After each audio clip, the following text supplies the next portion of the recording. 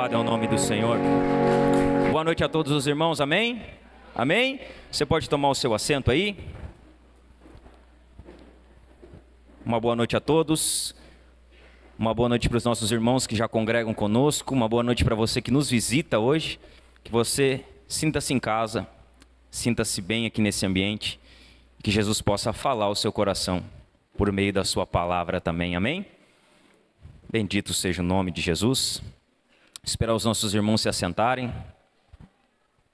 Se você não precisar e puder permanecer sentado, você nos ajuda bastante.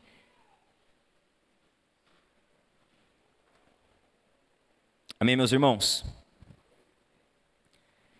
Então hoje, nesse domingo, segundo domingo do mês de março, nós vamos iniciar uma nova série de mensagens aqui na igreja com o tema da Páscoa. Esse ano a Páscoa é no mês de março, dia 31 de março, é a Páscoa. E até semana passada nós estávamos na série Somos, explicamos quem nós somos como igreja, as doutrinas que nós cremos, o que fundamenta a nossa fé aqui no ministério. E a partir de hoje nós vamos iniciar essa série, está aqui, Sermões de Páscoa. Nós queremos falar de Jesus, mais de Jesus, nas próximas 4 semanas. Queremos falar sobre a obra de Jesus na cruz, sobre o que essa obra ela fez nas nossas vidas, sobre a ressurreição de Cristo e o poder que essa ressurreição tem para conosco. Nós estamos iniciando hoje então essa série com a primeira mensagem da série. Nós vamos falar hoje sobre as 7 palavras que Jesus falou na cruz. As últimas 7 frases, as últimas 7 declarações de Jesus, quando ele está pendurado na cruz, crucificado. Nós vamos ver fala por fala, palavra por palavra, daquilo que Cristo ele declarou com sua morte sacrificial naquela cruz. Quando nós falamos de Páscoa, irmãos, a Páscoa é uma data comum no meio cristão. E tem 2 datas que elas facilitam o evangelismo. Preste atenção. O Natal é uma data que facilita o evangelismo. É mais fácil de nós trazermos pessoas à igreja no Natal. É mais fácil de nós falarmos de Jesus no Natal. E a Páscoa também é essa data. A Páscoa é uma data que ela facilita o evangelismo. As pessoas estão mais suscetíveis, com o seu coração mais aberto para a pregação, para ouvir de Jesus, para ouvir do sacrifício de Jesus. A Páscoa é a data mais importante do meio cristão. A data mais importante do calendário cristão é a Páscoa. É aquilo que aconteceu no dia da Páscoa. O significado da Páscoa é a data mais importante. E nós vamos entrar nessa série sobre a Páscoa. Nós não vamos tratar aqui em ordem cronológica, em explicar dia por dia o que aconteceu, ato por ato, a respeito do que se sucedeu na Páscoa. Não, nós vamos ser aleatórios. Nós vamos falar sobre a cruz, sobre a Páscoa, mas não cronologicamente. Nós vamos falar aleatoriamente sobre esses assuntos. Nós temos um objetivo aqui, é tratar a respeito de Cristo. É apontar para a obra da cruz, apontar para a ressurreição de Cristo. E para o quanto isso impacta na nossa vida. O quanto isso faz diferença nas nossas vidas. Nós vamos iniciar hoje falando da crucificação de Jesus. Falando do que acontece na crucificação de Cristo. Você já parou para se perguntar, meu irmão, o que aconteceu nos momentos que sucederam à morte de Cristo? Você já parou para meditar nos textos dos 4 evangelhos que narram os momentos que sucedem à morte de Cristo? Os momentos em que Cristo está pendurado naquela cruz. Você já parou para pensar um pouco sobre as lições que a crucificação traz para nós? O quanto a crucificação tem para nos ensinar hoje, aqui no nosso tempo, nos nossos dias, no ano de 2024. Quando nós falamos de crucificação, você sabe, Jesus ele foi crucificado no Gólgota, ou no lugar de caveira. Jesus é crucificado naquele monte. O texto que nós vamos ler vai falar sobre isso em Lucas, um dos textos. Do lugar da crucificação. Jesus ele é crucificado no Gólgota, também conhecido como lugar da caveira. Lucas 23:33 vai falar sobre isso. Jesus ele é crucificado naquele monte. Para que você entenda um pouquinho, naquele tempo, nos dias de Jesus, os criminosos condenados à morte de cruz, eles não tinham direito a um sepultamento digno. Os criminosos, eles eram condenados à morte de cruz. E eles não tinham o direito de ser sepultado dignamente, de ter um velório digno, um enterro digno. A maioria deles era deixado apodrecendo na cruz. Então os criminosos, eles eram crucificados, era a pena de morte para eles. E muitos deles não eram nem retirados do seu corpo da cruz, eles apodreciam na cruz. Eles ficavam lá, se deteriorando na cruz. Essa morte, esse monte, ele tinha esse nome, não somente por causa da aparência dele, um lugar de caveira, um lugar de morte, mas também por causa do horror de sempre ter lá corpos apodrecendo. Sempre. No Monte da Caveira, no Gólgota, o que se encontrava lá eram corpos putrefando, corpos apodrecendo, homens crucificados sendo comidos pelos bichos. Foi nesse monte que Jesus foi crucificado. Foi nesse lugar de morte que Jesus foi crucificado. Nesse lugar de horror que Jesus ele foi crucificado. Lá no Monte da Caveira, Jesus foi crucificado. E a morte de Jesus, nesse monte, é a morte mais horrenda de toda a história. É a morte mais terrível de toda a história. O que era a crucificação? Para os romanos, a crucificação era uma pena de morte. Então os romanos, eles viam a cruz como uma pena de morte. A cruz era um instrumento de morte. Os judeus, eles olhavam para a crucificação como uma vergonha. Quem era crucificado era alguém que estava sendo envergonhado publicamente. Os romanos viam a cruz como uma pena de morte. Os judeus consideravam malditos aqueles que eram pendurados na cruz. Uma pessoa crucificada, que estava lá como nosso Senhor morreu. Uma pessoa crucificada, ela morria de cãibras, de asfixia, e ela morria com dores cruéis. Então ela era crucificada, as suas mãos e os seus pés eram presos por cravos, e devido ao cansaço, à dor, ela começava a ter cãibras, ela morria asfixiada, porque o peso do seu corpo começava a forçar os seus pulmões, então ela tinha dificuldade de puxar o ar e respirar, e ela morria com dores cruéis. Uma pessoa que era crucificada morria dessa forma. A morte vinha por sufocação, por esgotamento e por hemorragia. Então uma pessoa, ela ia morrendo crucificada, ia sendo sufocada, suas forças iam se perdendo e ela morria sangrando. Sabe, ela ia perdendo sangue até morrer. A crucificação era uma morte lenta e dolorosa. Tinha pessoas que ficavam até 3 dias para morrer crucificados, agonizando na cruz, agonizando no madeiro. A crucificação era uma morte lenta, dolorosa. E aí nós olhamos para esses relatos de dor, de sofrimento, de angústia a respeito da crucificação, e nós precisamos prestar atenção em uma coisa. Todos esses relatos e essas informações a respeito de como acontecia e o que acontecia na crucificação, eles não são dados pelos evangelistas que escrevem a Bíblia. Marcos, Lucas, João e Mateus, eles não falam dessas coisas. Eles não falam sobre a dor, eles não falam sobre o esgotamento, eles não falam sobre o sufocamento. Essas são informações que nós trazemos apenas para que a gente tenha um prisma do que aconteceu de fato na crucificação. Ela era uma morte lenta, uma morte dolorosa, mas o que deve nos chamar a atenção é que nenhum dos evangelistas dá ênfase, eles não dão ênfase ao tormento que Jesus suportou. Essa não é a ênfase dos evangelistas, não é a ênfase dos evangelhos. Sabe no que se concentra o Novo Testamento a respeito da crucificação? Ele se concentra na relevância da morte de Cristo. Sabe, aqui os evangelistas, eles se atêm a falar da importância que a crucificação teve. Então eles falam muito da importância do que aconteceu na cruz. Eles não têm a intenção de atormentar os nossos sentimentos. Porque quando nós começamos a ouvir dessas coisas, nós tendemos a sentir pena de Jesus, né? Poxa, Jesus sofreu, olha só, coitadinho dele. Coitadinho de Jesus, morreu por sufocamento, por esgotamento. E às vezes, quando a gente começa a olhar para o sofrimento e a olhar para a obra da cruz apenas com sentimento, a gente esquece da importância que a obra da cruz teve. Do resultado que a obra da cruz trouxe para nós. Do que de fato importava na obra da cruz.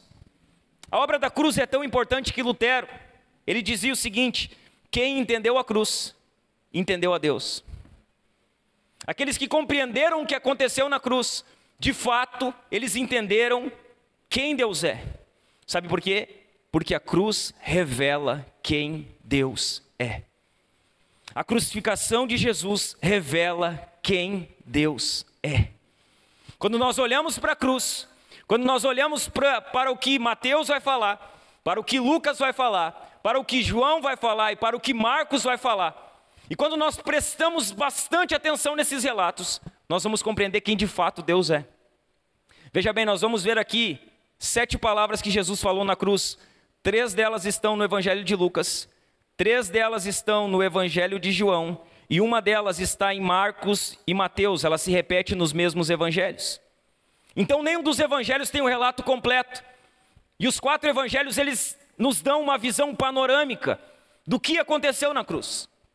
As 7 palavras que Jesus ele falou naquela cruz, elas vão revelar para nós quem Deus é. Definitivamente nós podemos entender a Deus através da cruz. Jesus está na angústia lá, irmãos. Nós vamos ver isso durante a mensagem. Jesus está passando por uma grande angústia. E sabe o que você precisa entender? Que as suas angústias, elas revelam quem de fato você é. Veja bem, as nossas angústias revelam quem de fato nós somos. As suas angústias vão revelar quem você é. As angústias de Jesus revelaram quem ele era. E as nossas angústias, elas revelam quem nós somos. Preste atenção, as suas angústias vão revelar se você é um crente ou se você é um murmurador. Elas vão revelar para você. As dificuldades da sua vida, os sofrimentos que você vai passar, eles vão revelar de fato se você crê em Jesus e se você confia nele, ou se você é alguém que reclama quando os problemas chegam para você. As nossas angústias revelam quem nós somos. A angústia de Jesus naquela cruz revelou quem ele era. Ou melhor, quem ele é, porque Jesus é. A angústia de Jesus revelou quem ele é. Quando nós olhamos para a cruz, quando nós olhamos para o sacrifício de Jesus, sabe o que é a cruz? A cruz é um púlpito. A cruz é um púlpito. E sabe o que Jesus está fazendo através da sua crucificação? Ele está pregando. A crucificação de Jesus, a cruz de Cristo é um púlpito. E a sua crucificação é uma pregação. Jesus está pregando lá. Jesus está anunciando o evangelho lá. Jesus está falando e nos ensinando coisas poderosas através da cruz e através da sua crucificação. As 7 falas poderosas de Jesus, antes dele morrer, antes dele render o seu espírito ao Pai, ele nos dá 7 lições. Ele nos fala 7 coisas poderosas, e é isso que nós vamos ver. As 7 palavras que Jesus falou na cruz. As 7 palavras que ele falou a mim e a você. Pastor, o que Jesus falou na cruz? A primeira fala de Jesus na cruz: Pai, perdoa-lhes. Você sabe qual foi a primeira coisa que Jesus disse ao ser crucificado? Pai, perdoa-lhes. Olha o que diz Lucas capítulo 23, no verso 34. Lucas capítulo 23, no verso 34. Diz assim, no verso 33 fala sobre o que eu introduzi aqui, que diz assim: quando chegaram ao lugar chamado Calvário, em alguns lugares, em algumas Bíblias vai dizer caveira. Quando chegaram ao lugar chamado Calvário, ali o crucificaram, bem como os malfeitores, um à sua direita, outro à sua esquerda. Mas Jesus dizia: Pai, perdoa-lhes, porque não sabem o que fazem. Sabe qual a primeira palavra que Jesus profere na cruz? Pai, perdoa. A primeira coisa, a primeira fala de Jesus. A primeira fala de Jesus é: Pai, perdoa-lhes. E sabe o que Jesus está nos ensinando aqui? Jesus está nos mostrando um Deus que perdoa.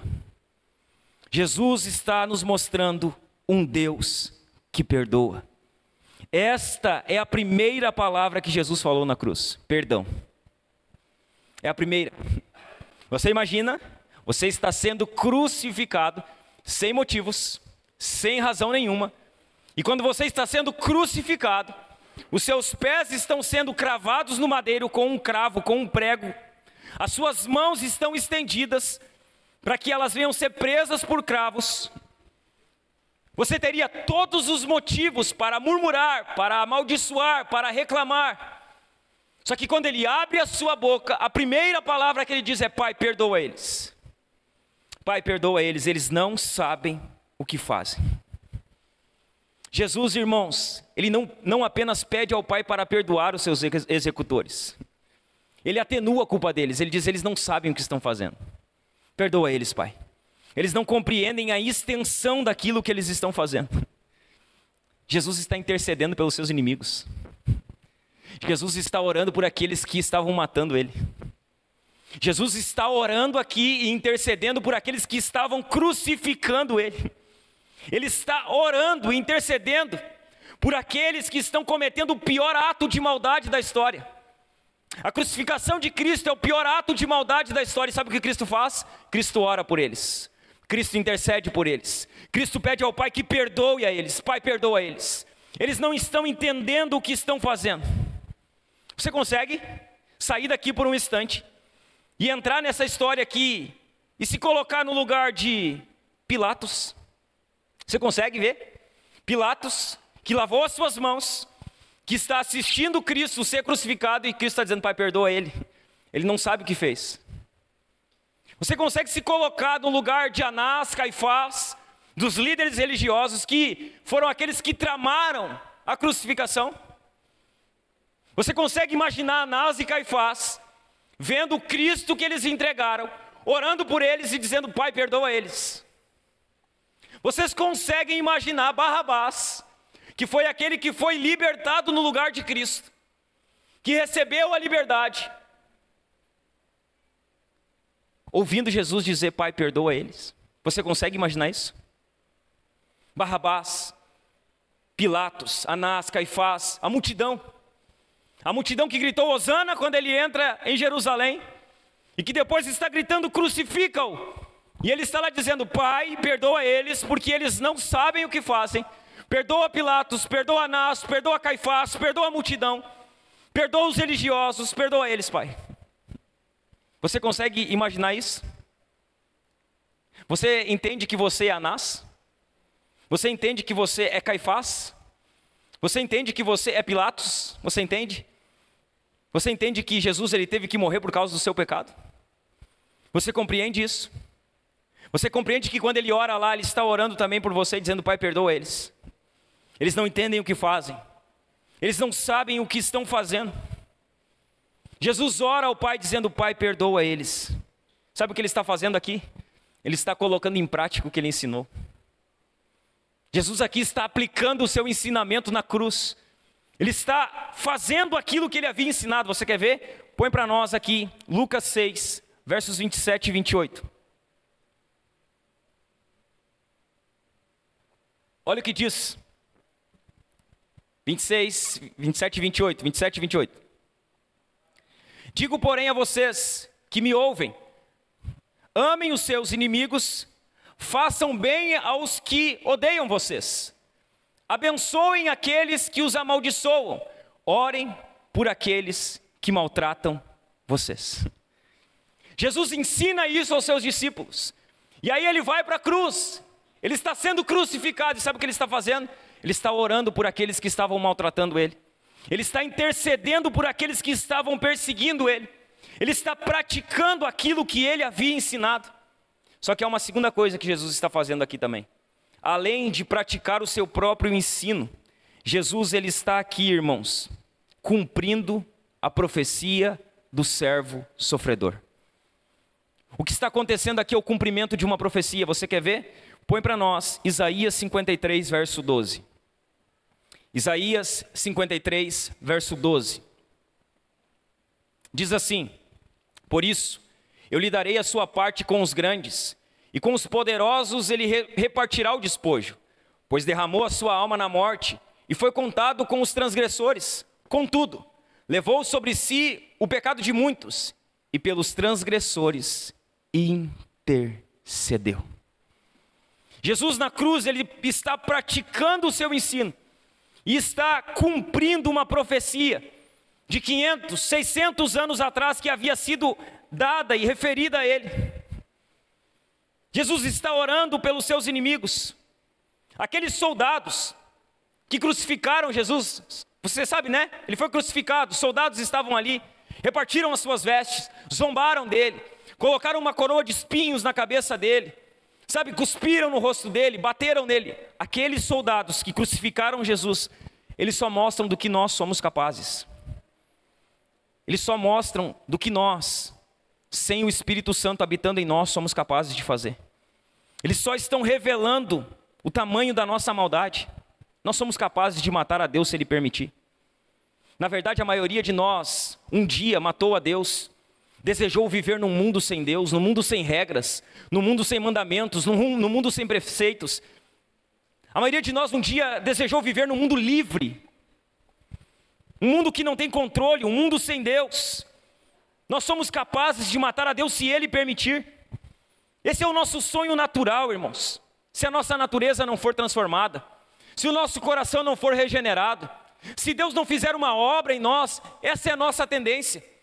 Querer viver num mundo sem Deus, num mundo sem regras, num mundo sem limites, num mundo onde Cristo não existe, onde Ele está morto. A maioria de nós deseja ou isso um dia. Você que está aqui hoje, você que está sentado aqui, pense hoje aqui nos seus pecados. Pense aqui. Você que entrou aqui hoje, pense nos seus pecados. Nos pecados que você tem cometido, mas nos pecados que você já cometeu também lá atrás. Pense neles. Você que entrou aqui hoje, pense nas suas maldades. Nas maldades que talvez você tenha cometido até aqui, mas nas maldades grotescas que você cometeu lá atrás. Nas maldades gigantes que você cometeu lá atrás. Pense nos seus pecados.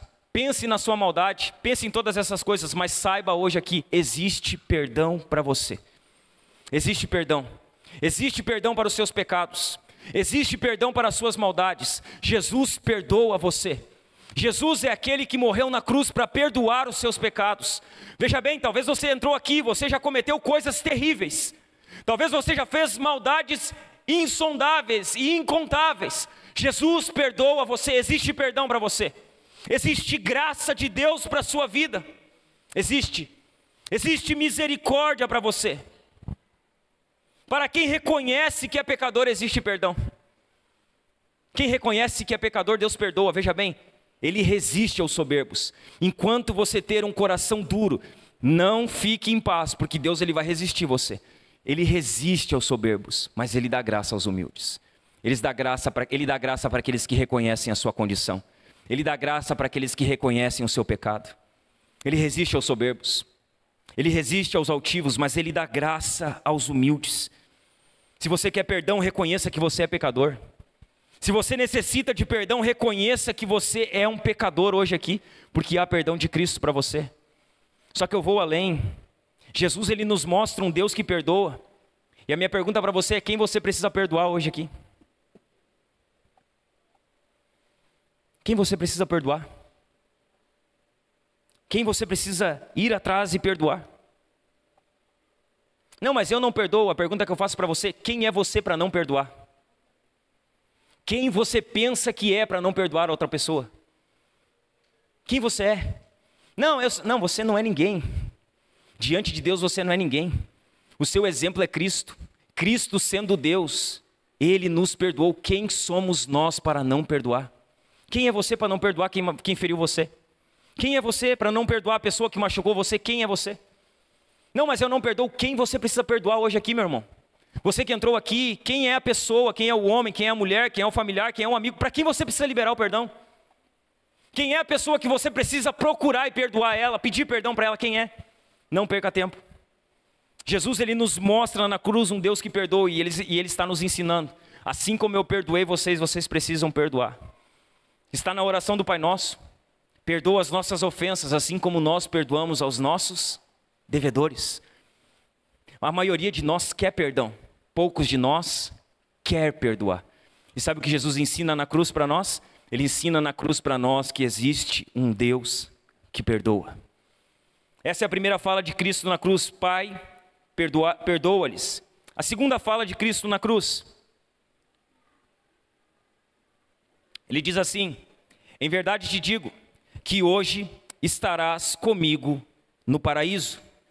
Isso está em Lucas 23, 43, que diz assim: Jesus lhe respondeu: em verdade lhe digo que hoje você estará comigo no paraíso. Essa é a segunda fala de Cristo na cruz. E Jesus está, em sua segunda fala, falando com um ladrão que estava sendo crucificado ao seu lado. Como Jesus se dirige àquele ladrão: hoje você estará comigo no paraíso. Sabe o que Jesus está nos ensinando em sua segunda fala na cruz? Ele está nos mostrando um Deus que salva. Sabe o que Jesus nos mostra na sua segunda fala? Ele nos mostra um Deus que salva. Um Deus que salva pecadores. Jesus nos mostra um Deus que salva na cruz. Aquele homem que está sendo crucificado, preste atenção, ele não tinha obras, ele era um malfeitor, ele não tinha tempo para descer daquela cruz, consertar a sua vida e buscar ao Senhor. Ele não tinha tempo, ele iria morrer lá. Ele não tinha obras, ele era um malfeitor, ele não tinha tempo para descer da cruz, ele não tinha como pagar as suas dívidas. Sabe o que acontece com ele? Ele é salvo. Jesus salvou ele lá naquela cruz. Jesus salvou aquele homem que não tinha obra nenhuma. Aquele homem foi salvo sem mérito pessoal, porque ele não tinha mérito nenhum. Aquele homem foi salvo sem obras pessoais, porque ele não tinha obra nenhuma. Aquele homem foi salvo sem rituais religiosos, ele não teve tempo de batizar. Ele não teve tempo de congregar, ele não teve tempo de participar de um culto, mas ele creu. Quando Cristo convocou ele ao arrependimento, ele creu. Ele creu que Cristo era o Filho de Deus, ele foi salvo inteiramente pela graça. Sabe o que está acontecendo ali? Na cruz, Jesus está ilustrando como se dá a salvação. E como se dá a salvação? Do início ao fim pela graça. Inteiramente pela graça. Aquele ladrão, ele foi salvo inteiramente pela graça. Ele não merecia ser salvo, não merecia. Na verdade, ele não poderia fazer coisa alguma para obter a sua salvação. Então a salvação que ele recebe é dom. A salvação que ele recebe é um presente. Efésios 2:8. Pela graça sois salvos, e isso não vem de vós, é dom de Deus.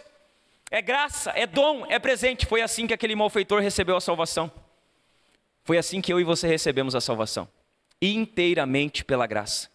Veja bem, não há méritos na nossa salvação. Nenhum. Nós não temos mérito nenhum em ser parte do povo de Deus. Nós não temos obra nenhuma que nos condicione a fazer parte do povo de Deus. Aquele ladrão estava perdido. Sabe como ele estava? Ele estava perdido. Ele estava perdido assim como eu estive um dia. Ele estava perdido assim como você esteve um dia. Todos nós que estamos aqui um dia estávamos perdidos, assim como aquele ladrão. Nós estávamos mortos nos nossos delitos e pecados. Nós éramos alvos da ira de Deus, estávamos perdidos. Aquele ladrão estava perdido. Só que sabe qual é a boa notícia do Evangelho? A boa notícia do Evangelho é que Jesus salva os perdidos. Jesus salva os perdidos. Você pode dar um amém aqui? Jesus salva os perdidos. Jesus salva os perdidos. Jesus, ele é o salvador dos perdidos. Ele salva os perdidos. Os perdidos são salvos por ele. Só que sabe qual é o problema do nosso tempo? Tem muitas pessoas indo para o inferno, porque elas pensam que não estão perdidas. Eu não estou perdido. Não, eu só estou um pouquinho longe agora. Não, ou estamos ou não estamos. Ou fazemos parte ou não fazemos parte. Se fazemos parte, estamos salvos. Se não fazemos parte, estamos perdidos. E sabe o que está acontecendo? Satanás está enganando muitas pessoas. Satanás está cegando o entendimento de muitas pessoas, fazendo acreditar que elas são uma pessoa que na verdade elas não são. E tem muita gente indo para o inferno, porque pensa que não está perdido. Não, eu não estou perdido, eu não mato. Eu não minto, eu não uso drogas, né? Eu não roubo. Se você não crê em Cristo, ainda que você não faça nada disso, você está perdido. Você está muito perdido. Na verdade, você está encrencado. Você tem um grande problema se você está sem Cristo. Ainda que você tenha uma vida moralmente correta, sem Cristo, você tem um destino. E o seu destino é o inferno, meu irmão. Só que Jesus trouxe você aqui essa noite para falar isso ao seu coração, para chamar você ao arrependimento, para dizer que há graça para a sua vida se você entregar a sua vida e colocar o seu coração nas mãos dele aqui essa noite. Sem Cristo nós estamos fadados à condenação. Um ladrão foi salvo na crucificação de Cristo. Já parou para pensar isso? Um ladrão foi salvo. Veja bem, não é uma pessoa boa que foi salvo, um ladrão está crucificado do lado dele e um ladrão é salvo. Sabe o que é isso? Isso é graça. Um ladrão ser salvo na cruz é graça. Isso é graça, é pura graça. O que aconteceu na cruz foi graça. Há um lema disseminado no nosso tempo, né? Ladrão bom é ladrão morto. Né? Para Jesus não. Para Jesus ladrão bom é ladrão perdoado. Para Jesus ladrão bom é ladrão arrependido. Para Jesus ladrão bom é ladrão convertido. Veja bem, um ladrão foi salvo na cruz. Um ladrão se arrependeu na cruz. Jesus salvou um ladrão na cruz. Aquele ladrão entrou com ele no paraíso. Jesus disse: ainda hoje você estará comigo lá. Ainda hoje nós vamos estar juntos lá. Um ladrão. Veja bem, há um ladrão no paraíso. Isso deveria nos fazer pensar melhor como nós temos tratado o evangelho. Veja bem, os ladrões precisam ouvir do evangelho. Os bandidos precisam ouvir do evangelho. Os drogados precisam ouvir do evangelho. As pessoas que estão afundadas no pecado nesse mundo, elas precisam ouvir do evangelho. Jesus, ele pode salvar pessoas. Jesus, ele quer salvar essas pessoas. A questão é que nós, muitas vezes, elitizamos a pregação do evangelho. Nós não queremos pregar para esses. Na verdade, nós já condenamos eles no nosso coração. Porque nós, com os nossos olhos, achamos que não tem solução para eles. Jesus diz que tem. Jesus nos mostra que tem. Salvação é Jesus, irmãos. Salvação é estar com o Salvador e não existe salvação longe do Salvador. Não existe esse negócio, eu estou com Jesus, mas não estou na igreja. Não, você não está com Jesus. Quem está com Jesus está na igreja. Quem está com Jesus está no congregar. E seja em qualquer igreja, não na nossa, mas quem está com Cristo está na igreja. Não existe salvação longe de Jesus. Você que está aqui hoje, você sabe que você é um pecador? Você sabe disso? Você entende que você é um pecador? Você sabe que você é um pecador? Se você sabe disso, então você sabe que você precisa de um Salvador. E esse Salvador é Jesus. Jesus é o Salvador que precisamos. Jesus é o Salvador que necessitamos. Então você que está sentado aqui, que sabe disso, sabe o que você faz? Lança fora o seu orgulho hoje aqui. Joga fora. Joga fora o seu orgulho. Confessa os seus pecados hoje diante do Senhor aqui. Reconheça que você é um pobre miserável. Reconheça. Porque é isso que nós somos, irmãos. Nós somos miseráveis, nós não somos nada. E veja bem, sem a graça de Deus aí que nós não somos nada mesmo. Sabe o que nós deveríamos fazer em um culto ao Senhor? Reconhecer que somos miseráveis, pobres, que não há nada de bom em nós, que nós precisamos de um Salvador e que Cristo é esse Salvador. E que nós devemos dobrar a nossa vida diante de Cristo. Sem Ele não somos nada. Deixa eu dar um recado para você, sem Cristo você não é nada. Nada. Sem Jesus na sua vida você não é nada. Você precisa de Jesus. Você precisa de Cristo na sua vida. Aquele ladrão recebeu a salvação. Você já parou para pensar que pela manhã aquele homem era um ladrão que foi pregado na cruz. Só que à noite ele já não era mais essa pessoa, ele era um homem que estava usando uma coroa. Pela manhã ele era inimigo de César, mas à noite ele era um amigo de Deus. Pela manhã, aquele ladrão, ele era desprezado pelos homens, só que à noite ele já estava na companhia dos anjos. Pela manhã, aquele homem morreu como um criminoso, só que à noite ele já estava vivendo como um cidadão do céu. Olha o que Deus fez na vida daquele homem. Sabe o que é isso? Isso é obra de Deus. Essa é a obra de Deus. Um Deus que salva pecadores. Jesus nos mostra na cruz um Deus que salva. Jesus nos revela na cruz um Deus que salva. A terceira fala de Jesus está em João, no capítulo 19, nos versos 26 e 27. Olha o que vai dizer. João 19, nos versos 26 e 27, está a terceira fala de Jesus na cruz. Olha o que vai dizer. Vendo Jesus, a sua mãe, e junto dela, o discípulo amado, que aqui é João, disse: mulher, eis aí o seu filho. Depois disse ao discípulo: eis aí a sua mãe. Dessa hora em diante, o discípulo a tomou para casa. Essa é a terceira fala de Jesus na cruz.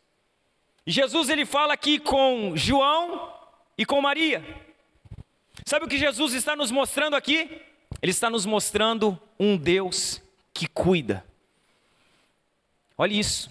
Jesus está crucificado. O seu pai José, seu pai natural, José, já era morto. José morreu cedo. Jesus era o primogênito da família, ele teve outros irmãos. A família cresceu, só que Jesus, ele era aquele que tinha um compromisso de cuidar da sua casa. Jesus aqui, ele nos revela um Deus que cuida. Estando pendurado na cruz, sabe qual a preocupação de Jesus? Quem iria cuidar da sua mãe? E aí ele está na cruz, e ele olha para Maria e diz: ei mulher, aí está o seu filho.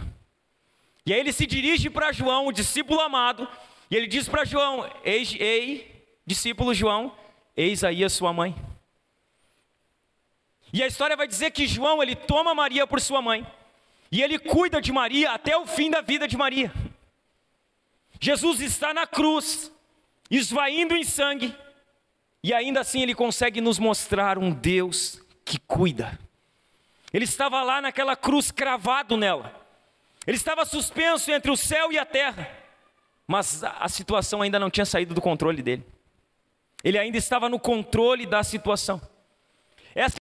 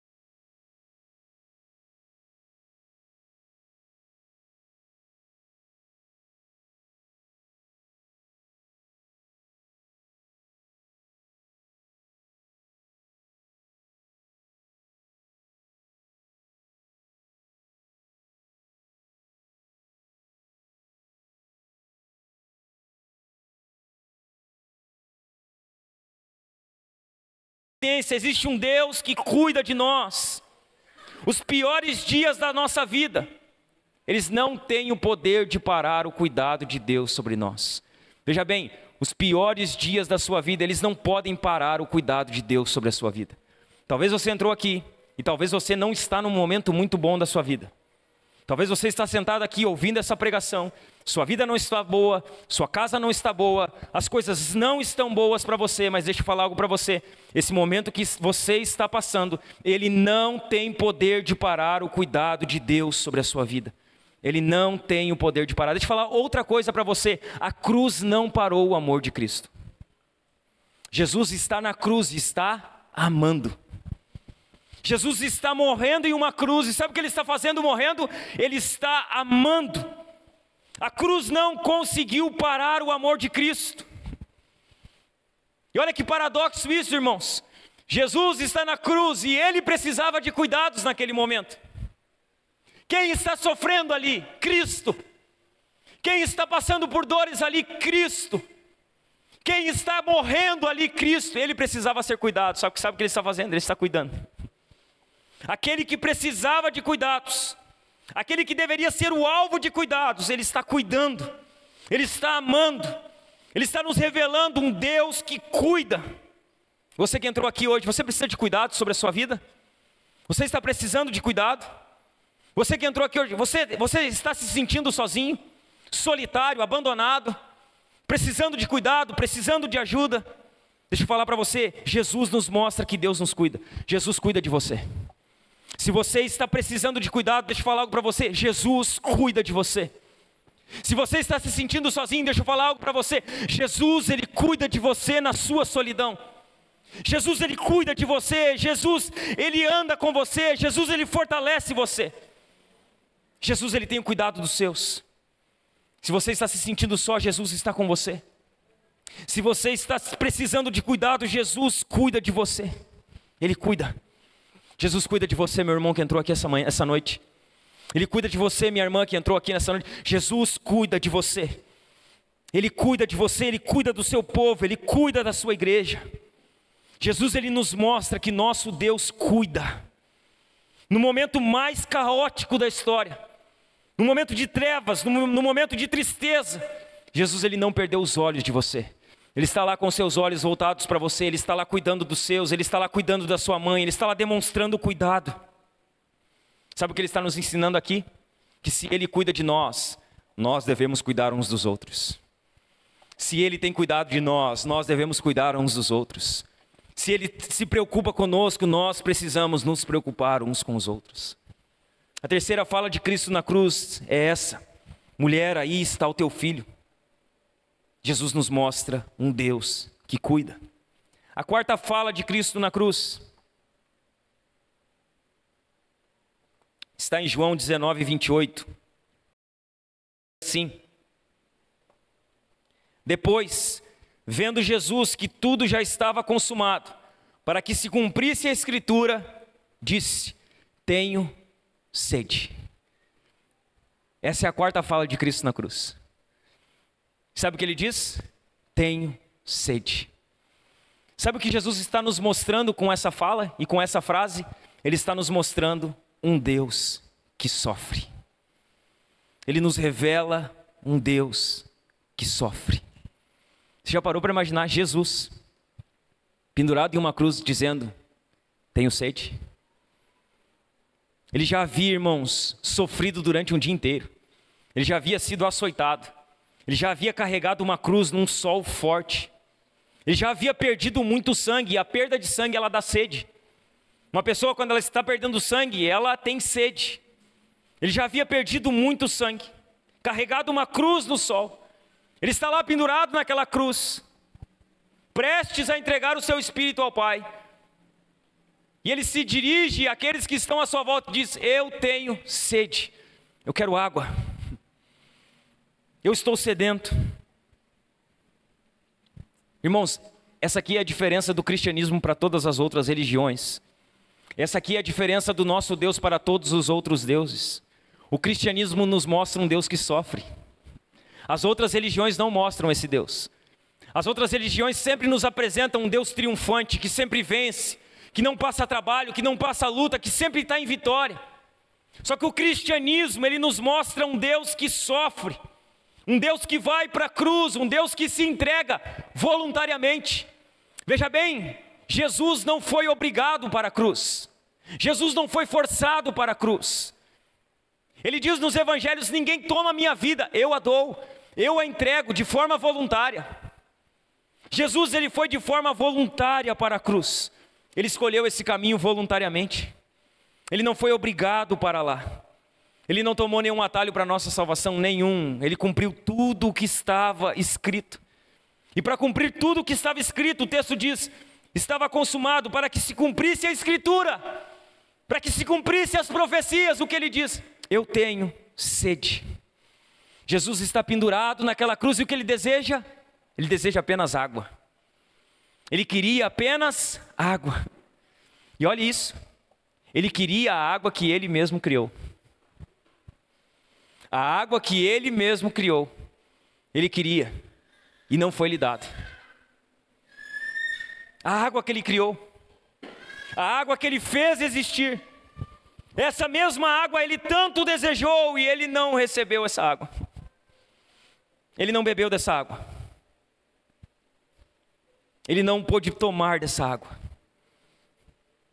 Deixa eu falar algo para você, o teu Deus, o nosso Deus, ele sabe o que é sofrer. Ele sabe. Se você está sofrendo aqui, não se preocupe. O teu Deus, Ele sabe o que é sofrimento. Ele sabe o que você está passando.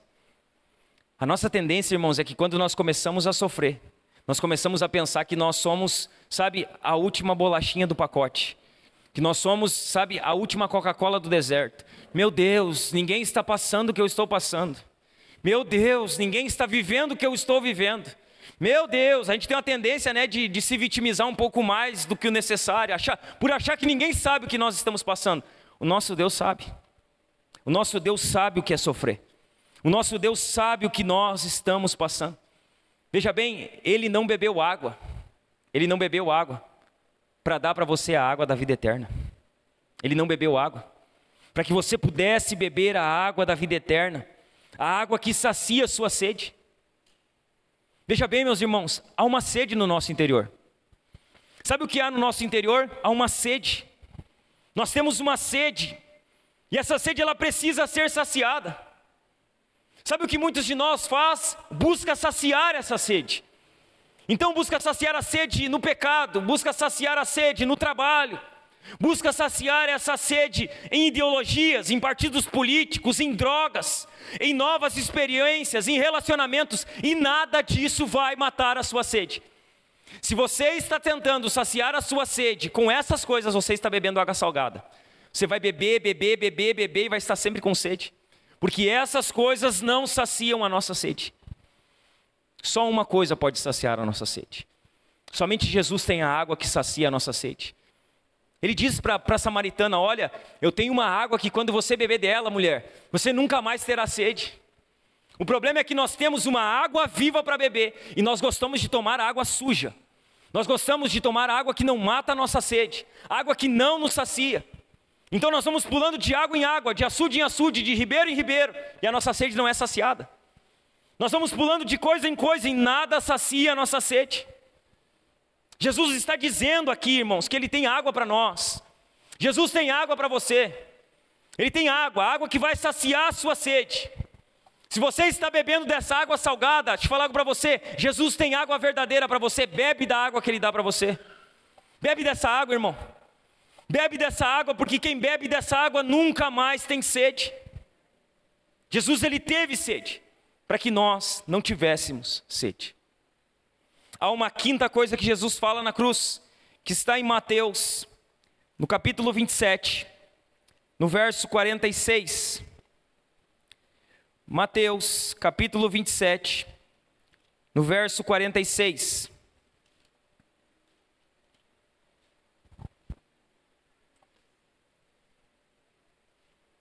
Essa é a quinta fala de Jesus na cruz. E olha o que Ele vai dizer. Verso 46.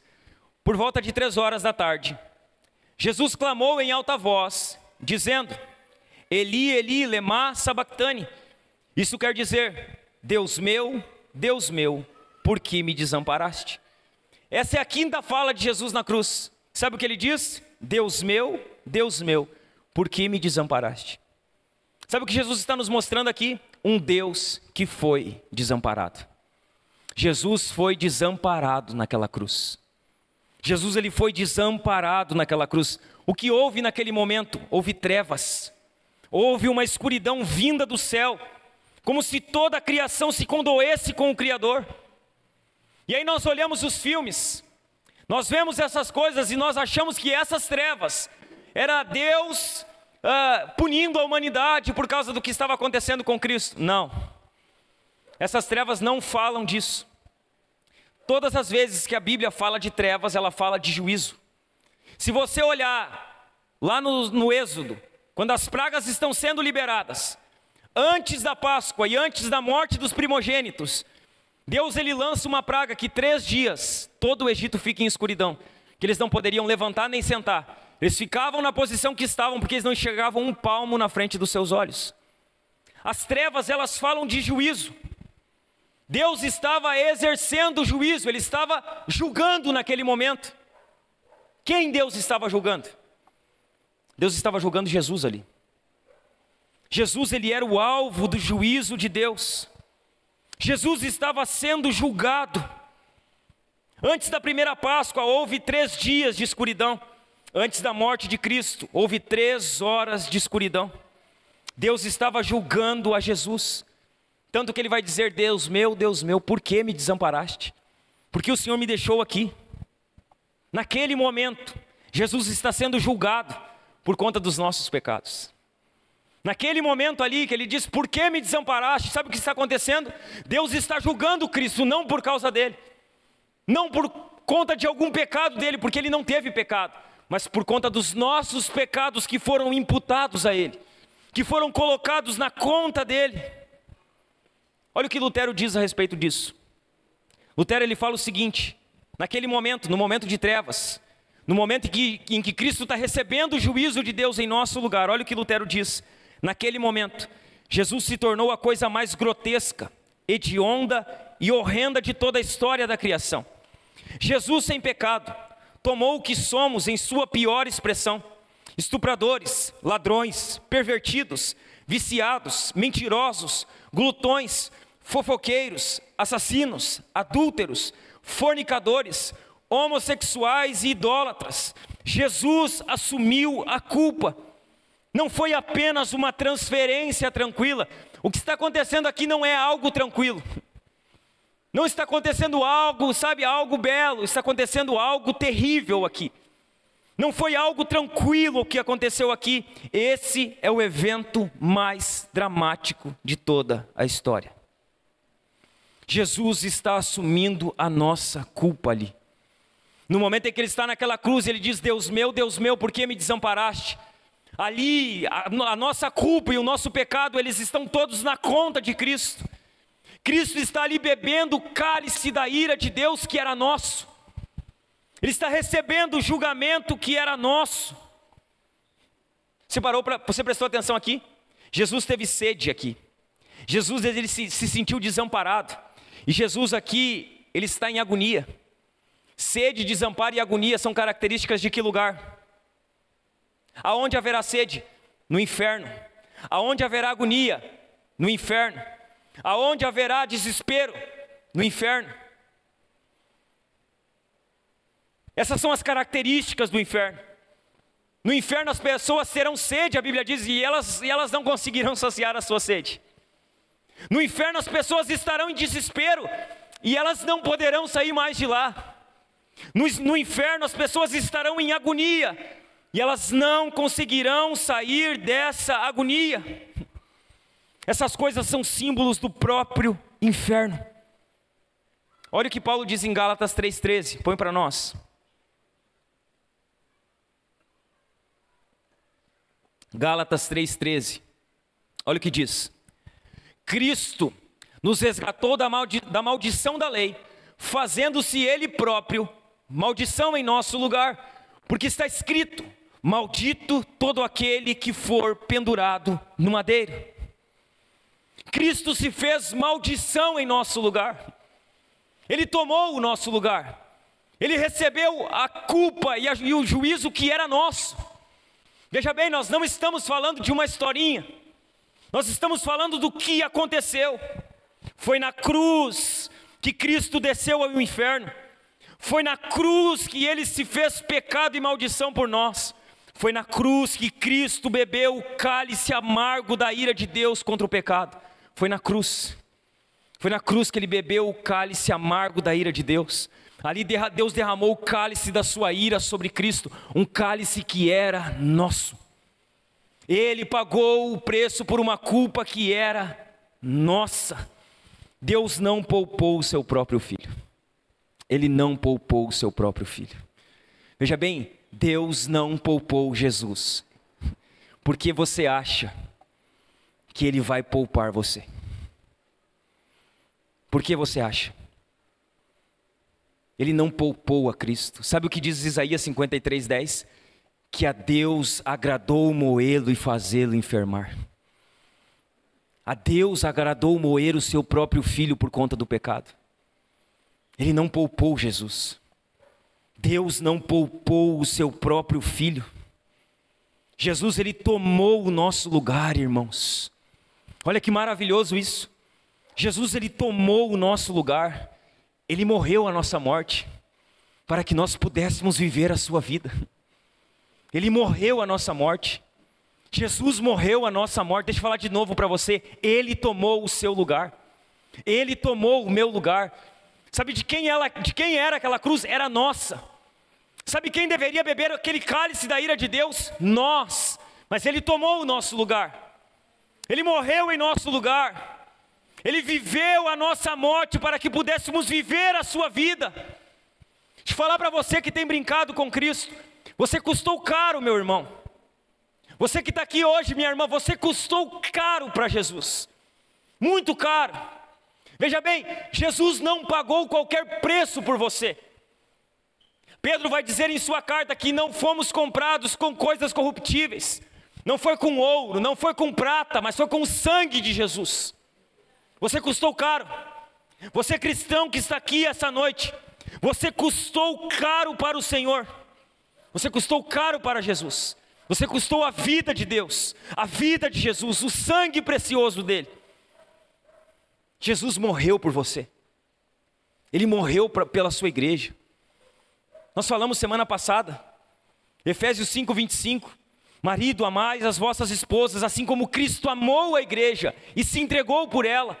Jesus morreu pela igreja. Jesus morreu para formar a igreja, para formar o seu povo. Isso é grandioso demais e poderoso demais. Só que a questão aqui é que, mesmo isso sendo poderoso, algumas pessoas estão tornando isso descartáveis. Elas tornam isso qualquer coisa. As pessoas têm tornado esse sacrifício de Jesus descartáveis. Elas abandonam a igreja por nada, por nada, por nada. Elas abandonam Jesus por nada. Ai, é muito mimimi, irmão. Está cheio de gente cheia de mimimi. Gente que esquece de olhar para o que Cristo fez. Gente que fica achando desculpa para abandonar Jesus. Deixa eu falar algo para você aqui, de pastor para ovelha. Para de mimimi, irmão. Olha para a cruz de Cristo, olha para o que Cristo fez. Olha pelo cálice da ira que Ele bebeu no seu lugar. Ah, o irmão fez isso para mim, a irmã fez isso. Para, irmão. Nós temos que olhar mais para o sacrifício de Cristo.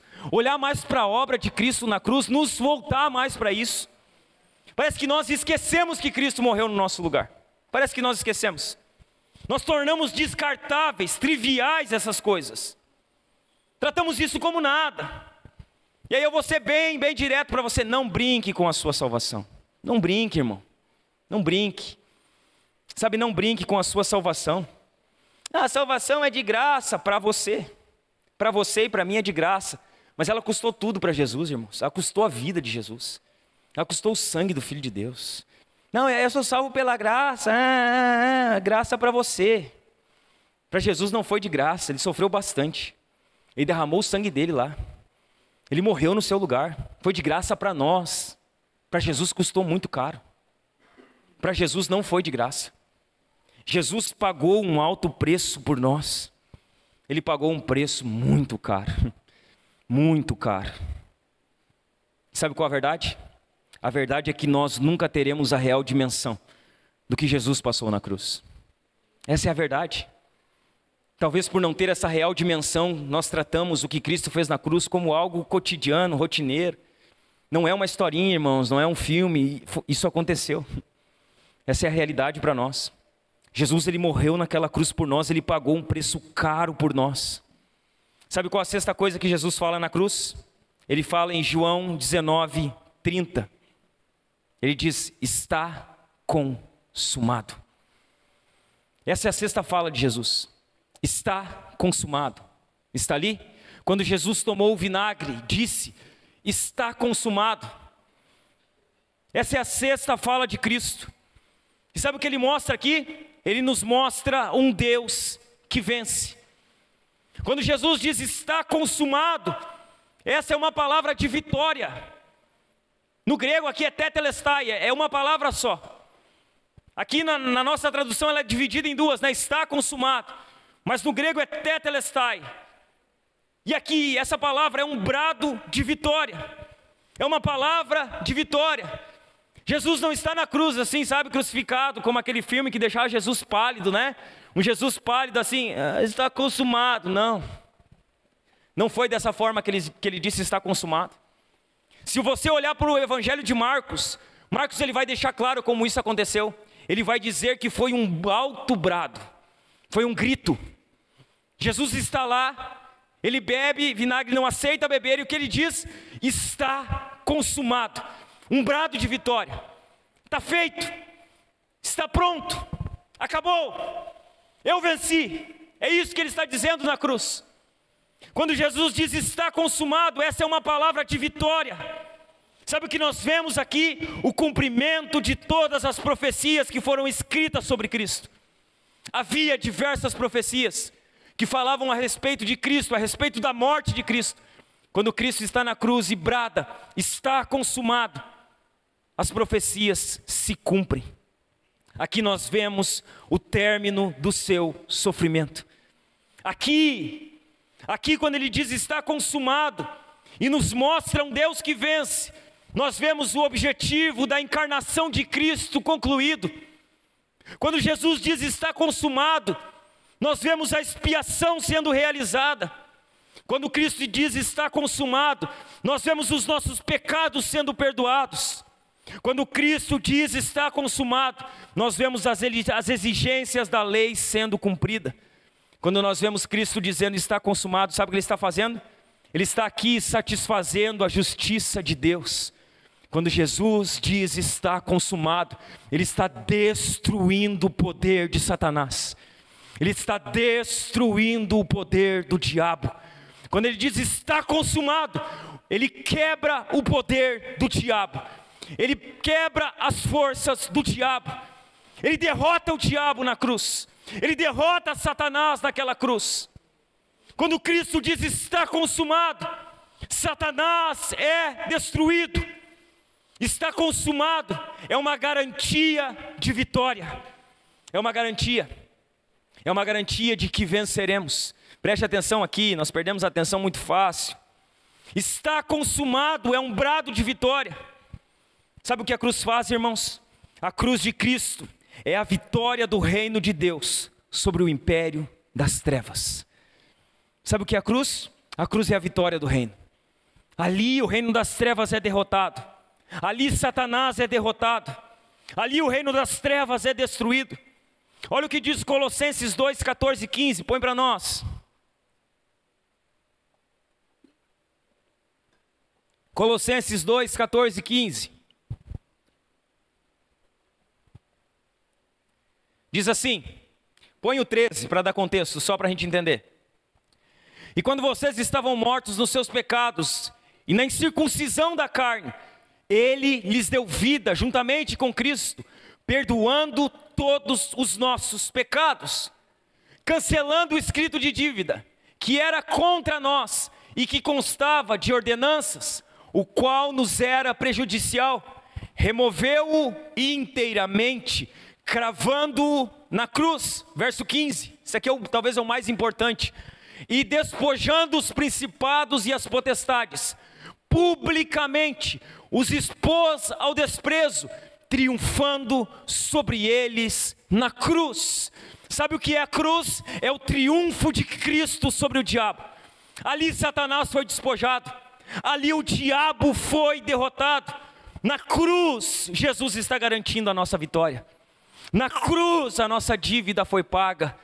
Quando Jesus diz está consumado, Ele diz, meu povo venceu. Quando Ele diz está consumado, Ele pagou a nossa dívida. Jesus venceu o pecado, irmãos. Jesus venceu o diabo. Jesus, Ele venceu o mundo por nós. O pecado, o diabo e o mundo foram vencidos por nós. Meu Deus, irmãos, você está entendendo o que eu estou falando? O diabo foi derrotado por Cristo na cruz. O pecado foi derrotado por Cristo na cruz. O mundo foi derrotado por Cristo na cruz por nós. Por nós. Jesus venceu. Ele venceu. E veja bem, sabe por que nós expulsamos demônios hoje? Porque Jesus venceu. Sabe por que o reino de Deus avança hoje? Porque Jesus venceu. Veja bem, sabe por que nós levantamos e vivemos uma vida disciplinada, buscamos o Senhor? Porque Cristo venceu. Sabe por que nós avançamos em missão? Porque Jesus venceu. Cristo venceu. Sabe por que você pode ser perdoado dos seus pecados? Porque Cristo venceu, Ele venceu. Sabe por que a restauração para a sua casa? Porque Cristo venceu. Sabe por que a solução para a sua vida? Porque Cristo venceu, Ele venceu. Jesus venceu, bendito seja o seu nome. Ele venceu. Jesus venceu naquela cruz. Ele venceu. Ele destruiu o poder das trevas. A cruz não é derrota, irmãos. A cruz é vitória para o povo de Deus. Ela é vitória para o povo de Deus. A cruz é vitória para nós. Ela é vitória. Ela não é motivo de vergonha. Para nós a cruz é poder de Deus, irmãos. Para nós a cruz é poder de salvação. A cruz é vitória para nós. Não é motivo de vergonha. Não é motivo de vergonha, de vitória. A cruz é causa da nossa vitória, é a causa da vitória do povo de Deus. A sétima fala de Jesus na cruz. Essa é a última coisa que Jesus fala antes de morrer. Que está em Lucas 23, 46. Lucas 23, 46. Essa é a última fala de Jesus antes da sua morte. Lucas 23, 46 vai dizer assim: Então Jesus clamou em alta voz: Pai, nas tuas mãos entrego o meu espírito. E dito isto, expirou. Essa é a última fala de Cristo na cruz. Ele fala isso e ele morre, e ele expira. Jesus, com essa fala, ele nos mostra um Deus que abriu os braços para o seu povo na cruz. Ele nos mostra um Deus que está com seus braços abertos na cruz pelo seu povo. Nós não devemos entender esse brado como um grito de desespero, mas como uma voz de triunfo, de quem estava ali consumando a obra da redenção, ao custo infinito da sua morte. Jesus está ali consumando a sua obra. Sabe o que ele está fazendo ali? Ele está cumprindo a profecia de Gênesis 3, que ele pisaria a cabeça da serpente. Jesus está ali, naquele exato momento, esmagando a cabeça da serpente. Ele está ali triunfando sobre o diabo. Ele está ali triunfando sobre as hostes do mal. Ele está ali nos comprando para Deus com o seu sangue. Jesus está cumprindo a sua obra. Jesus está consumando a sua obra. A cabeça da serpente está sendo esmagada ali. Ele está derrotando Satanás, as suas hostes. Quando Jesus faz isso, tem um centurião que está ali. Um centurião que ele veio no caminho com Jesus. Que ele veio acompanhando toda a via dolorosa, toda a via sacra. Que ele vem acompanhando Jesus quando ele carrega a sua cruz, quando ele é açoitado. Até que ele entra no Gólgota, sobe o Gólgota para ser crucificado. Há um centurião que acompanha tudo isso. E quando Jesus ele diz assim, lá no verso 46, Pai, nas tuas mãos entrego o meu espírito. E ele expira no verso 47. Aquele centurião ele diz assim, as escrituras dizem assim a respeito daquele centurião. O centurião, vendo o que tinha acontecido, deu glória a Deus, dizendo, verdadeiramente este homem era justo. O centurião que acompanhou toda a via dolorosa, toda a via sacra. Quando Jesus ele entrega o seu espírito, quando ele expira, aquele centurião, ele profere essas palavras, verdadeiramente, ele é o Filho de Deus. Aquele homem foi tocado pelas palavras de Jesus. O seu coração foi tocado pela palavra de Cristo. Ele reconheceu que Jesus era o Filho de Deus. Veja bem, irmãos, a crucificação era um ato comum naqueles dias. Aquele centurião estava acostumado a ver pessoas sendo crucificadas. Era algo comum, era algo normal a crucificação. Só que aquele centurião, ele nunca tinha visto um crucificado como Cristo. A pergunta que eu faço para você, qual crucificado que mudou a história do mundo? Qual o crucificado que vem à sua mente quando nós falamos de crucificação que mudou o curso da história? Qual o crucificado? Eu respondo para você: Jesus. Jesus é o crucificado que mudou a história. Jesus é o crucificado que mudou o curso da humanidade. Jesus é esse crucificado, não há nenhum outro. Quando Jesus é crucificado, quando Ele entrega o seu Espírito, quando Ele expira, sabe o que as Escrituras dizem? Que o véu do templo se rasga de alto a baixo, no mesmo instante. Veja bem, se rasga de alto a baixo.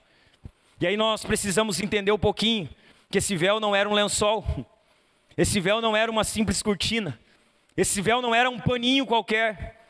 Esse véu ele tinha aproximadamente 50 quilos de peso. Aproximadamente 50 quilos era o peso daquele véu. E quando Jesus ele expira, entrega o seu Espírito, aquele véu se rasga de alto a baixo. Um véu pesado. E ele é rasgado de alto a baixo. O que era o véu? Para que a gente entenda aqui. O que era o véu? O véu era o que separava o lugar santo do lugar santo dos santos. Então existia o lugar santo, aonde os sacerdotes estavam e ofereciam sacrifícios ao Senhor. E existia o lugar santo dos santos, aonde estava a arca e aonde a presença de Deus estava. No lugar santo dos santos, uma vez por ano, o sumo sacerdote entrava, uma vez por ano. Ele não poderia entrar no santo dos santos sem sangue. Ele tinha que levar sacrifício por ele e pelo pecado do povo. É o que nós chamamos de Yom Kippur, que as pessoas distorcem hoje. Uma vez por ano o sumo sacerdote entrava no santo dos santos, com sangue por ele e sangue pelos pecados do povo. O véu fazia essa separação, separava o santo do santo dos santos. Quando Cristo morre, aquele véu que fazia a separação, ele se rasga de alto a baixo. Sabe o que a morte de Cristo faz? Ela abre o acesso até Deus. Quando Cristo expira, Ele abre o caminho, Ele abre o acesso, e hoje nós podemos entrar. Jesus abriu um novo e vivo caminho para Deus, com o seu sangue.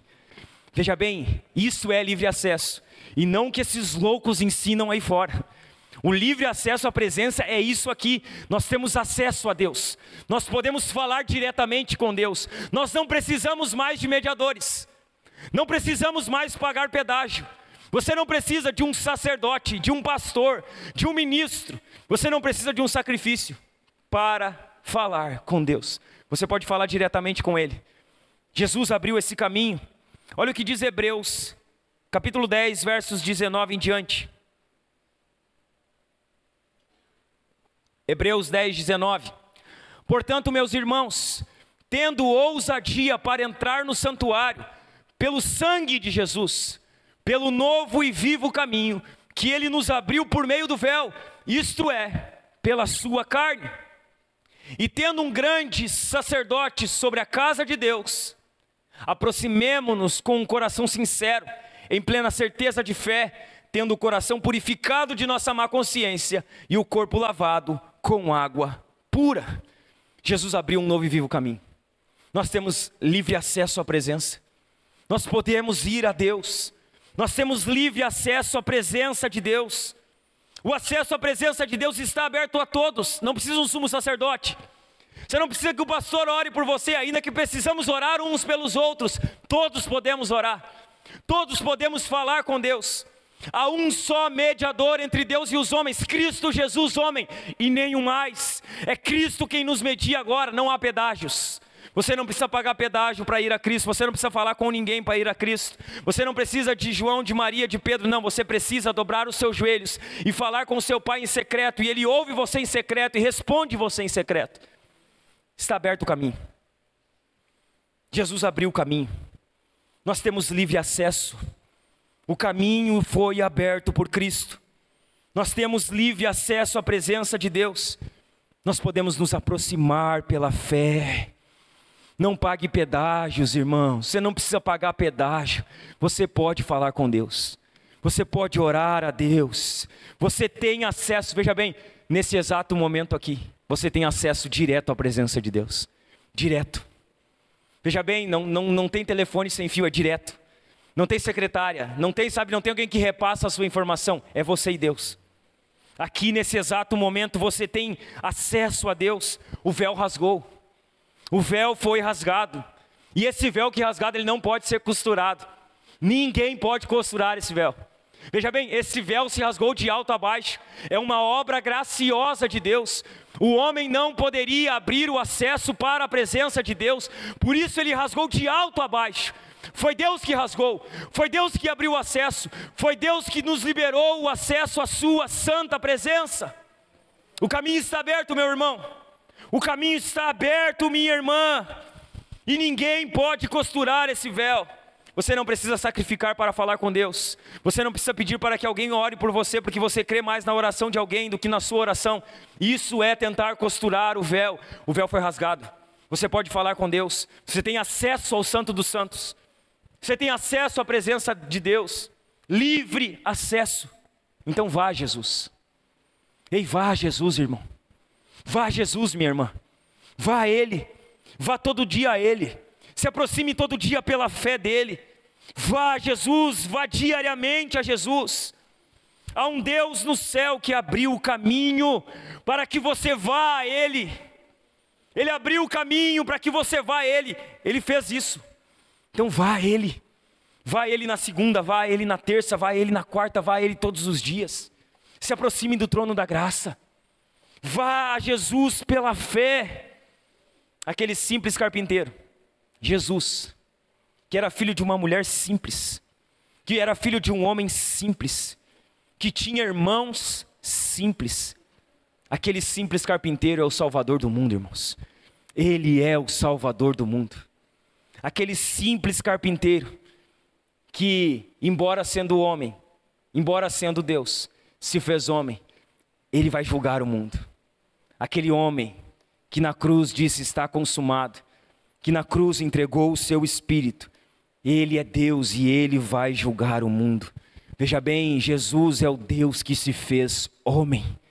Ele é o Deus que se fez homem. Ele é aquele que, embora sendo Deus, não tomou por usurpação ser igual a Deus, mas esvaziou-se de si mesmo, tomou a forma humana e ele foi obediente até a morte de cruz.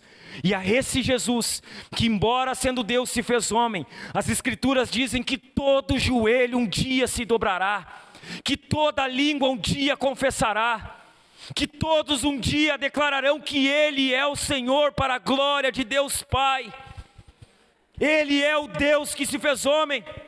E toda língua falará isso, toda língua confessará que Cristo é o Senhor, que Cristo é o Salvador, que Cristo é o Redentor. Alguns farão isso voluntariamente. Alguns dobrarão seus joelhos voluntariamente. Mas alguns, como diz Paul Washer, terão as rótulas dos seus joelhos quebradas e serão colocados de joelhos diante do Senhor. Jesus é o Deus que se fez homem. Ele é aquele que João 1:1 diz, o verbo que se fez carne. No princípio era o verbo, e o verbo se fez carne, e o verbo habitou entre nós. Ele andou sobre nós, Ele é o Deus que se fez homem.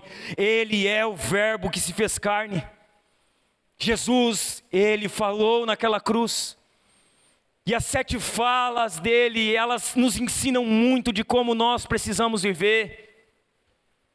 Talvez você está aí, você possa se perguntar, pastor, qual o efeito da cruz de Cristo? Qual que é o resultado da cruz de Cristo? Qual o efeito que a crucificação tem? Você quer saber qual o efeito da crucificação tem? Você quer saber qual o efeito da cruz de Cristo? Vamos lá, prático, olhe para o seu lado. Olha aí para o seu lado. Olhe para o seu lado. Aí está o efeito da cruz de Cristo. Você quer ver o efeito da cruz de Cristo? Olhe para a sua vida. Olhe para quem você é hoje. Você quer ver o efeito da cruz de Cristo? Olhe para a vida da sua esposa, homem. Olhe para a vida da sua mulher. Você quer ver o efeito da cruz de Cristo? Olhe para a nossa igreja aqui hoje. Aqui está o efeito da cruz de Cristo. Aqui está o resultado da obra de Cristo. Aqui está o fruto da crucificação de Cristo. Isaías 53 disse que ele veria o fruto do seu trabalho e se alegraria. E aqui está o fruto do seu trabalho. Aqui está o fruto da sua crucificação. Olhe para o fruto dele aqui do seu lado. Olhe para você, olhe para a sua esposa, olhe para a sua família, olhe para a sua casa, olhe para a nossa igreja. Deixa eu perguntar para você, quem seria você sem a obra de Cristo na cruz do Calvário? Quem seria você? Quem seria você, meu irmão?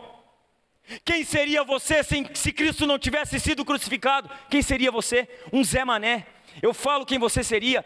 Você seria aquele Zé Mané que você era sem conhecer a Cristo. Porque era isso que você era isso que eu era. Nós éramos um Zé Mané, que achávamos que estávamos vivendo, que não servíamos para nada, irmão. Não servíamos para nada. Era isso que nós éramos. Pecadores, miseráveis. O que seria de nós sem essa obra? Ah, pastor, o pastor está falando Zé Mané. É Zé Mané. Isso que nós éramos. Um Zé Mané. Um Zé da estrada. Um sem futuro. Um sem presteza, que nem diziam os antigos, né? Um sem presteza. Era isso que nós éramos. Um sem presteza. Não servia para nada. Veja bem, o que há de bom em nós agora não é por culpa nossa. É por obra de Cristo na cruz. É graça. É graça de Jesus. Quem seria você, meu irmão? Quem seria você, minha irmã, sem a obra de Cristo na cruz do Calvário? Deixa eu perguntar para você. Aonde você estaria agora? Aonde você estaria agora? Me responda, não me responda, mas responda para você sinceramente aí no seu coração. Aonde você estaria agora, se não fosse Cristo na sua vida? Aonde você estaria? Se não fosse Cristo, aonde você estaria agora? O que você estaria fazendo? Pecando. Você estaria pecando. Aonde você estaria agora?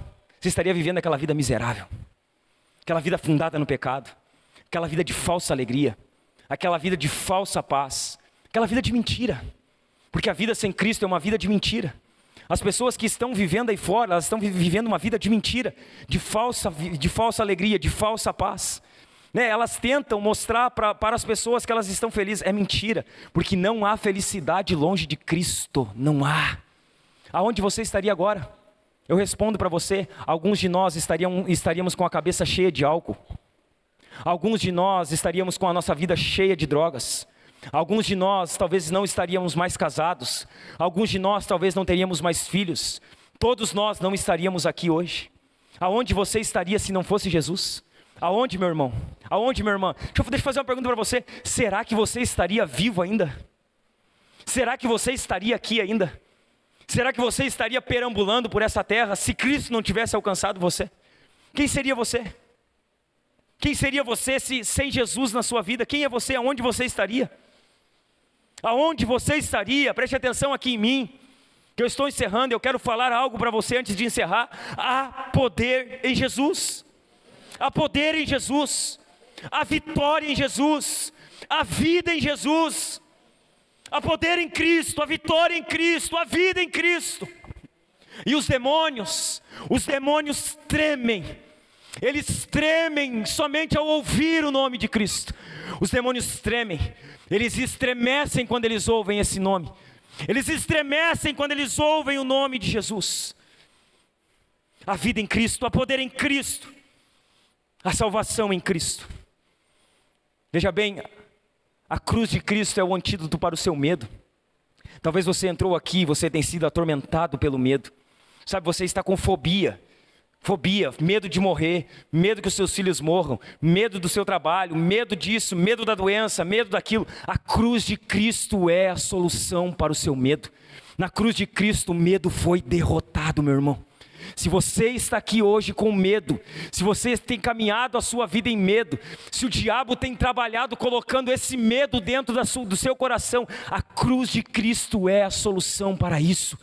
Na cruz o seu medo é abolido, na cruz o seu medo é vencido. Deixa eu falar algo para você e aqui eu encerro. Nesse exato momento que você está aqui, ouvindo essa palavra, você está tendo a oportunidade de se arrepender dos seus pecados. Então eu vou fazer o que eu faço todos os domingos aqui. Se você entrou aqui e está pecando contra o Senhor, arrependa-se hoje aqui. Arrependa-se do seu pecado enquanto há tempo. Arrependa-se, ouça o Espírito chamando você ao arrependimento. Ouça o Espírito convidando você a lançar os seus pecados, a confessar os seus pecados. Arrependa-se hoje aqui, meu irmão. Arrependa-se hoje aqui, minha irmã. Confesse os seus pecados hoje aqui. Sabe por quê? Porque hoje aqui há perdão para o seu pecado. Hoje aqui há graça de Deus para a sua vida. Hoje aqui Jesus está mostrando para você que Ele é um Deus que perdoa o seu pecado. Confesse o seu pecado essa noite. Lance o seu pecado aos pés de Jesus. Receba graça, receba perdão. Receba Jesus como Senhor da sua vida aqui essa noite, meu irmão e minha irmã. Amém, meus irmãos? Confesse o seu pecado. Nós vamos louvar ao Senhor aqui, adorar a Ele, por tão grande salvação, por tão grande graça, por tão grande obra naquela cruz. E se você precisar confessar os seus pecados, você pode dobrar o seu joelho aí agora na sua cadeira e fazer isso, em nome de Jesus. Se você puder, coloque-se de pé.